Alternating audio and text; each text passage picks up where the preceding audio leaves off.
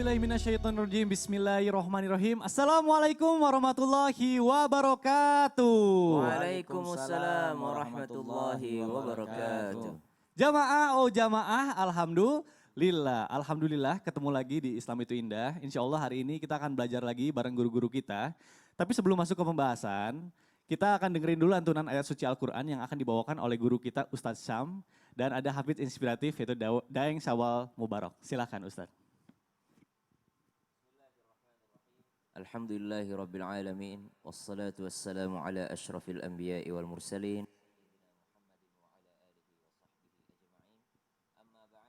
Jemaah yang dimuliakan Allah subhanahu wa ta'ala. Berbicara tentang salat.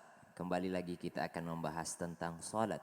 Karena pembahasan tentang salat tidak akan pernah ada habisnya. Ini adalah satu sarana yang Allah berikan kepada seluruh hambanya untuk selalu mendekatkan diri kepada Allah subhanahu wa ta'ala. Lalu bagaimana penjelasan Al-Quran tentang salat itu sendiri? Al-Quran menjawab. A'udzu billahi minasy syaithanir rajim. Bismillahirrahmanirrahim. Ya ayyuhalladzina amanu idza qumtum ilas salati فاغسلوا وجوهكم وأيديكم إلى المرافق وامسحوا برؤوسكم وأرجلكم إلى الكعبين. Di dalam ayat ini Allah subhanahu wa ta'ala menjelaskan tentang salat namun bukan salat itu sendiri. Idza qumtum ilas shalah faghsilu wujuhakum wa aydiyakum ilal marafiq wamsahu bi ru'usikum wa arjulakum ilal ka'bain. Allah subhanahu wa ta'ala begitu detail menjelaskan bagaimana seseorang hendak menuju tempat salatnya mereka harus dalam keadaan bersih. Wa in kuntum junuban fattahharu, kalau dalam keadaan hadas besar ketika engkau dalam keadaan junub maka fattahharu, maka bersihkanlah, sucikanlah terlebih dahulu barulah engkau menghadap kepada Allah subhanahu wa ta'ala. Begitu banyak di antara kita yang masih meremehkan yang namanya wudu sebelum salat. Wali'adzubillah, padahal wudu ini adalah sarana bukan hanya dari hadis baginda Nabi sallallahu alaihi wasallam, tapi wudu itu sendiri termaktub di dalam Al-Quran di dalam surah Al-Maidah. Di dalam ayat ini pula Allah subhanahu wa ta'ala menjelaskan, memberikan penjelasan kepada kita bahwasanya wa in kuntum marudha au ala safar, kalau kau dalam keadaan sakit atau dalam keadaan perjalanan. Begitu banyak kemudahan yang Allah berikan kepada kita dalam keadaan salat ini. Bukan untuk memberatkan manusia. Begitu banyak di antara kita yang mengatakan, aduh susah banget sholatnya. Padahal Allah subhanahu wa ta'ala sudah memudahkan sholat itu untuk kita. Kenapa? Karena sesungguhnya sholat bukanlah untuk Allah. Tapi ternyata sholat itu adalah untuk diri kita sendiri. Sebagaimana Al-Quran menjawab.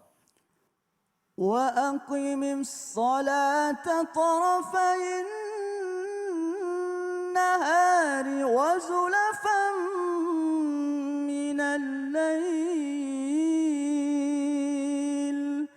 innal hasanati yudhhibanas sayyi'at dzalika dzikra lidzakirin. Seseorang bertanya bagaimana caranya menenangkan hati. Allah subhanahu wa ta'ala menjawab di dalam Al-Quran. Bidzikrillahi tatma'innul qulub. Sungguh dengan mengingat Allah hatimu akan menjadi tenang. Hidupmu akan menjadi tenang. Keresahan itu akan hilang. Sebagaimana Allah subhanahu wa ta'ala menjelaskan mengingat Allah membuat hati kita tenang.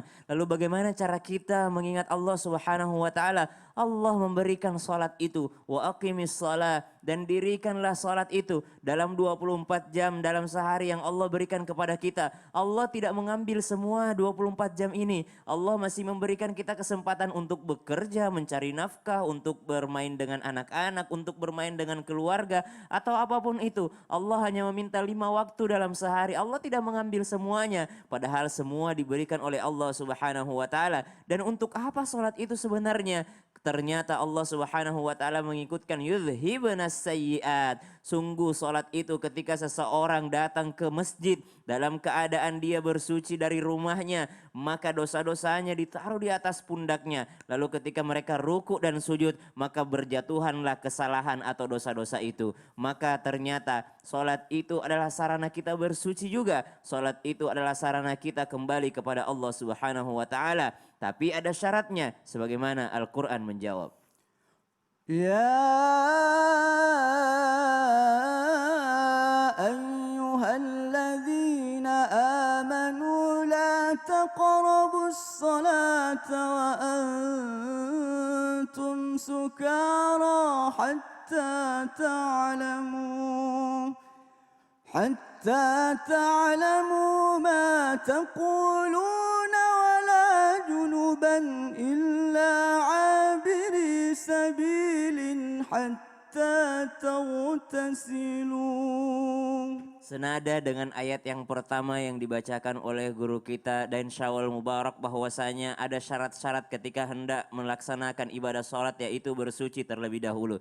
Namun ada yang kami ingin garis bawahi di sini, ketika Allah Subhanahu wa taala mengatakan la taqrabus salata wa antum sukara, jangan kau dekati salat dalam keadaan mabuk, hatta ta'lamu ma taqulun, sampai kalian mengetahui apa yang kalian ucapkan. Ini adalah teguran bagi orang-orang yang dalam keadaan mabuk tapi mereka melaksanakan salat. Maka dikatakan jangan kau salat dalam keadaan mabuk sampai kau mengerti apa yang kau ucapkan. Masalahnya sekarang banyak orang yang salat tidak mabuk tapi tidak mengerti apa yang mereka ucapkan. Hatta ta'lamu ma taquluna wala junuban illa abiri sabirin hatta taghtasilu. Karena substansi daripada salat itu sendiri adalah bagaimana kita mengerti isi dari salat, mengerti bacaan-bacaan salat. Karena Allah katakan la taqrabus shalah, jangan kau dekati salat hatta ta'lamu ma taqulun, sampai kalian mengetahui apa yang kalian ucapkan. Buktinya banyak orang yang ternyata tidak mabuk tapi tidak mengerti salat itu apa. Maka hari ini insya Allah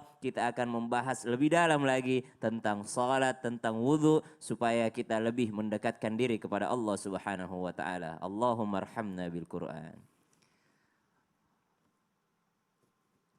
Jamaah, alhamdulillahirabbil alamin, wassalatu wassalamu ala azrafil anbiya'i wal mursalin wa ala alihi wa sahbihi ajmain, amma ba'du. Alhamdulillah, barusan kita sudah mendengarkan lantunan ayat suci Al-Quran yang dibawakan oleh Ustadz Syam dan seorang hafidz sekaligus qori inspiratif, yaitu Daeng Syawal Mubarak. Masya Allah. Jamaah, ngomongin soal sholat dan wudhu memang gak pernah ada habisnya nih. Meskipun itu kita lakukan setiap hari, tapi kadang pas prakteknya ada aja kesalahan yang kita lakukan. Maka dari itu kita harus belajar terus setiap harinya. Nah, kadang masyarakat juga ini banyak banget nih yang bertanya sama kita, masuk juga ke sosial media kita untuk membahas soal ini. Maka dari itu tema kita hari ini luar biasa sekali. Temanya adalah permasalahan sholat dan wudhu dalam kehidupan sehari-hari. Masya Allah. Baik jamaah, sebelum kita bahas lebih dalam lagi mengenai tema kita hari ini, kita nonton dulu video berikut ini yuk, silakan. Wudhu memiliki kedudukan yang penting dalam agama Islam.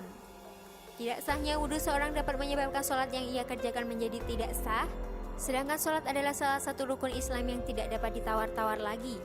Oleh karena itu, merupakan suatu kewajiban bagi setiap muslim untuk memperhatikan bagaimana dia berwudhu.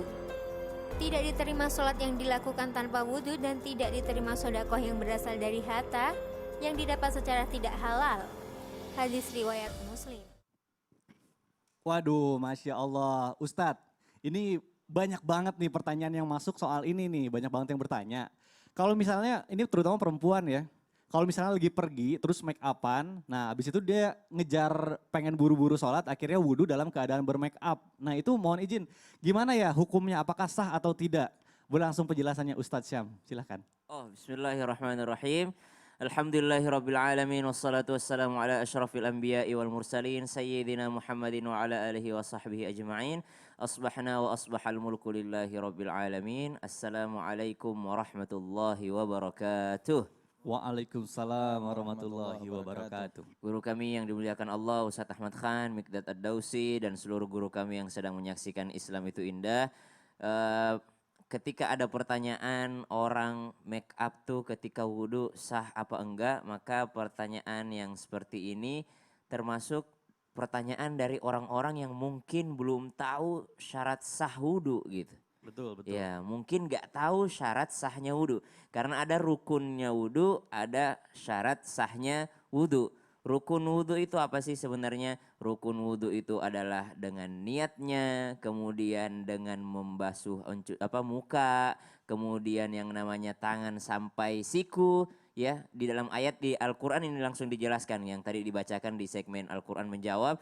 Kemudian ada yang namanya mengusap kepala dalam berbagai mazhab, ada yang 3 lembar, 3 helai, ada yang semuanya. Kemudian mencuci kaki sampai ka'bain, sampai mata kaki. Jadi ada berapa tuh? Wajah, kepala, kemudian tangan sampai siku, kemudian yang namanya kaki sampai mata kaki. Nah itu dia.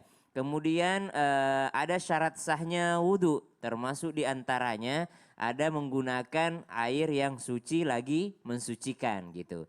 Kemudian salah satu lagi syaratnya tidak ada yang menghalangi masuknya air ke anggota wudhu itu. Tidak ada yang menghalangi masuknya air ke anggota wudhu itu. Maka kalau ditanyakan apakah make up itu membuat wudhu tidak sah?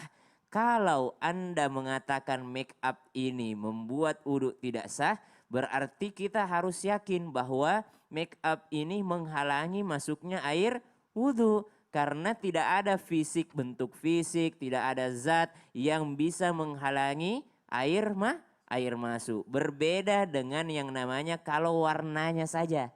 Warnanya saja. Mana contohnya? Seperti orang yang memakai celak. Ya karena sunnah Nabi SAW. Kemudian orang yang pakai henna gitu kan. Yang zat-zat yang diperbolehkan atau zat-zat yang memang sunnah baginda Nabi SAW.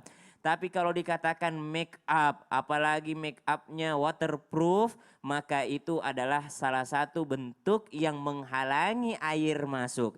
Nah, kalau sudah menghalangi air masuk, kembali lagi tadi syarat sah wudhu. Ada nggak di situ? Kalau menghalangi air masuk ke anggota wudhu, apakah menyebabkan tidak sah? Berarti jawabannya adalah tidak sah bagi orang yang menggunakan make up yang menghalangi masuknya air ke dalam anggota wudhu. Kira-kira tadi pertanyaannya, apakah wajah termasuk anggota wudhu?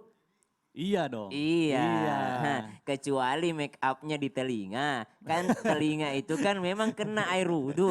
Tapi dia bukan rukun. Betul. Dia hanyalah sunnah daripada wudhu itu sendiri. Tapi kalau sudah make upnya pasti di wajah ya kan. Iyalah. Maka kalau begitu solusinya bagaimana? Maka berwudhulah sebelum bermake up. Lalu jagalah wudhu tersebut. Jaga jangan sampai ada sesuatu yang menyebabkan batalnya wudhu itu sendiri. Ini sangat penting kita ketahui. Kenapa? Karena ternyata di dalam Al-Quran sudah dijelaskan. Kalau kau mau sholat maka perbaikilah dulu wudhumu. Maka perbaikilah dulu bersucimu. Wa in kuntum junuban fattahharu. Nah kemudian ada ancaman dari baginda Nabi SAW. Ancamannya bagaimana? Fawailun, neraka wail bagi siapa? Orang yang ketika dia wudhu tidak sempurna kena air ke kakinya gitu. Jadi kalau masalah kaki aja ada ancaman, apalagi wajah. Iya, jadi kalau yang kaki sampai mata kaki aja diancam sama Nabi, apalagi kalau bagian wajah. Masya Allah. Iya, jadi jangan sampai menggampangkan lah. Jangan sampai menggampangkan ya, Ustadz ya. Masa lebih mementingkan bermake up daripada wudhunya. Masya iya Allah. Kan? Nah itu makanya nih, saya ini sekarang lagi mengurangi bepergian nih. Karena istri kan jadinya ribet tuh kalau misalnya, tadi itu juga nitip pertanyaan ini nih istri. Oh gitu, siap. Oh jadi udah jelas ya jamaah, misalnya kalau make upnya itu waterproof, ya udah sebisa mungkin wudhu dulu sebelum pergi atau dihapus dulu lah make upnya. Baru habis itu wudhu supaya lebih sah, supaya ibadahnya diterima oleh Allah Subhanahu Wa Taala. Masya Allah. Baik selanjutnya nih, saya pengen nanya lagi nih. Ustadz, ini banyak banget ya yang nanya dan juga masyarakat nih banyak yang ingin bertanya tapi malu-malu karena ini masalahnya sensitif nih. Punten ini buat yang udah menikah nih. Punten ya Ustadz Syam. Oh gitu, ini pertanyaan apa sih? Nih pertanyaannya begini, apa diperbolehkan sholat subuh setelah matahari terbit karena telah berhubungan suami istri namun malas untuk mandi di waktu subuh nih. Kadang banyak yang kayak gini karena dingin lah alasannya, kadang apa. Mohon penjelasannya Ustadz Ahmad kan bagaimana? Bismillahirrahmanirrahim. Alhamdulillah wassalatu wassalamu ala Rasulillah Sayyidina Muhammad ibn Abdullah wa ala alihi wa sahbihi wa manasarahu wa wala wa ba'du. Segenap jamaah Islam itu indah yang dirahmati oleh Allah Subhanahu wa taala. Perlu kita ketahui bersama di dalam kitab Nailur Raja, syarah kitab Safinatun Najah yang dikarang oleh Allamah Sayyid Abdullah bin Umar Asyatir rahimahullah taala, di dalam fasal fi auqatis shalah di antaranya dijelaskan bahwasanya wa awwalu waktu subhi tulu'il fajri shadiq wa akhiruhu turu'il syamsi. Di antara salah satu daripada waktu-waktu salat yang 5 yang difardukan oleh Allah Subhanahu wa taala, salah satunya adalah waktu subuh. Dan perlu kita ketahui bahwasanya awal masuknya waktu subuh adalah pada saat terbitnya fajar shadiq. Dan akhir daripada waktu subuh adalah terbitnya matahari. Jadi pertanyaannya tadi kan, bolehkah mengerjakan sholat subuh setelah terbitnya matahari? Betul. Boleh enggak? Maka jawabannya jelas. Kalau bicara masalah sah atau tidaknya, maka sholatnya ya di luar waktu. Tetapi kalau dikatakan sah, maka sah. Tetapi jatuhnya bukan adaan tetapi kodoan. Karena sudah di luar waktu sholat. Maka usahakan bagi orang-orang yang sudah berumah tangga untuk selalu senantiasa memperhatikan daripada kewajiban untuk melaksanakan ibadah yang difardukan oleh Allah Subhanahu wa taala. Dan para ulama kita sudah menjelaskan, kalau memang dia mau berhubungan suami istri, maka jangan terlalu kemalaman banget. Kalau bisa agak lebih sore. Kenapa? Sehingga tidak menyebabkan dia tergoda oleh bisikan syaitan untuk menunda bahkan meninggalkan sholat subuh. Dan ini penyakit yang sering terjadi di zaman sekarang. Apalagi pengantin baru. Waduh. Ya, pengantin buluk aja kadang-kadang doyan. Apalagi pengantin baru. Karena bicara masalah ibadah rumah tangga, ini sesuatu yang beroleh pahala besar dari Allah Subhanahu wa taala. Akan tetapi harus diperhatikan sholatnya. Jangan sampai dengan sebab dia menjalankan ibadah rumah tangga ini menyebabkan dia melalaikan sholat yang difardukan oleh Allah Subhanahu wa taala. Nah, hukum mandi junubnya bagi orang yang hadas besar setelah bersenggama dengan istrinya, maka hukumnya adalah wajib.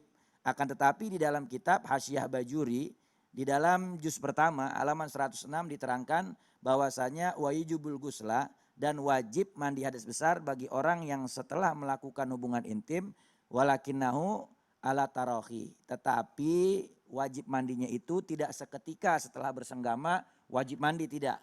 Walakinnahu alal faur, ya, akan tetapi bisa menjadi wajib seketika setelah bersenggama idza yatadayyak minnah wasalah, apabila waktu sholat semakin dekat dan waktunya sempit.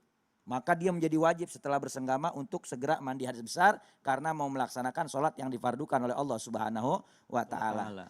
Nah, ada satu riwayat dari Sayyidatuna Aisyah radhiyallahu anha, baginda Rasul Nabi Muhammad sallallahu alaihi wasallam pernah ketika beliau setelah beribadah dengan istri beliau, lalu beliau ingin tidur, akan tetapi beliau belum mandi hadas besar, maka beliau wudu secara sempurna untuk sholat, lalu kemudian beliau tidur. Jadi maknanya di dalam kitab Syarah Nawawi lil Imam Muslim juga diterangkan. Ada satu bab menjelaskan boleh tidur, boleh makan, boleh dia minum, boleh dia jima lagi dengan catatan membersihkan kemaluannya terlebih dahulu lalu kemudian berwudu. Ya, kalau memang belum mau melaksanakan yang namanya mandi hadas besar. Tetapi ketika mendekati waktu sholat, maka mandi hadas besarnya menjadi wajib seketika setelah dia berhubungan intim karena untuk melaksanakan sholat yang difardukan oleh Allah Subhanahu wa taala. Masya Allah, waduh ini jadi semakin jelas nih ya. Kalau misalnya memang waktunya udah mepet ya langsung disarankan untuk segerakan mandi hadas ya, besar. Cuma ya makanya disarankan juga kalau bisa jangan dekat-dekat ke waktu subuh. Masya Allah ini ilmunya penting banget nih Ustadz Amakan, terima kasih. Baik jamaah, nanti setelah ini akan ada segmen Tanya Dong Ustadz. Dan saya juga pengen ngingetin nih nanti setiap hari Rabu akan ada Islam Itu Indah spesial menjawab pertanyaan dan curhatan jamaah. Jadi buat jamaah yang mau bertanya langsung aja kirimkan ke media sosial Islam Itu Indah di bawah sini ya. Di bawah sini insya Allah akan dijawab langsung oleh guru-guru kita. Baik, nah selanjutnya saya mau bertanya lagi nih sama guru kita. Ustadz, ada yang pernah nanya sama saya nih. Tapi ini agak sensitif juga nih. Punten kalau misalnya lagi sholat, Ya. terus tiba-tiba maaf banget imamnya itu buang angin. Nah itu apa yang harus dilakukan oleh makmumnya? Ini banyak banget yang pengen bertanya tapi nggak berani juga. Mohon penjelasannya Ustadz gimana? Gampang deh ntar. Kok ntar? Ya ntar habis ini kita jelasin bareng-bareng. Bang. Gampang ya, gampang ntar. Baik jamaah pasti pada penasaran kan? Makanya jangan kemana-mana tetap di Islam itu Indah. Jamaah, oh jamaah, alhamdulillah.